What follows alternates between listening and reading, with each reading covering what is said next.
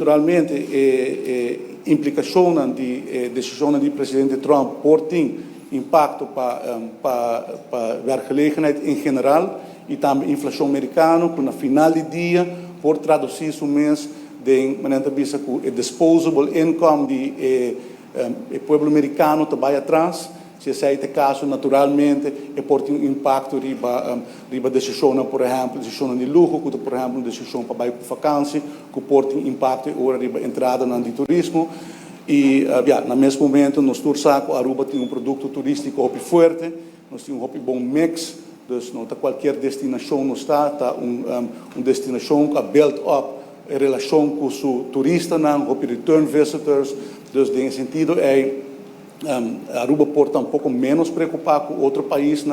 sobre um turista base mais forte, timeshare owners, gente que tem casa na Aruba, então tem outro mix e por buyback também depois da pandemia, com a Aruba a recuperar também para de tipo de turista, pero está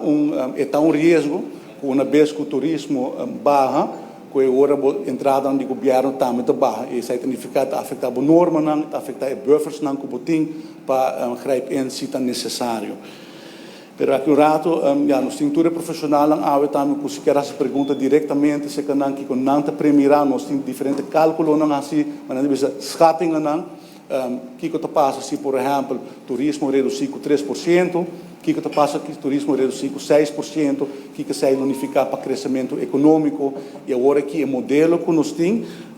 vou explicar um rato em membro do parlamento, para nós calcular nossa economia, que é base, entre outros, de begroting, quando nós manejamos finanças públicas, está basado em modelo macroeconômico Aruba, e Aruba não tem modelo ainda que pode incorporar choques. Os caminhos vão para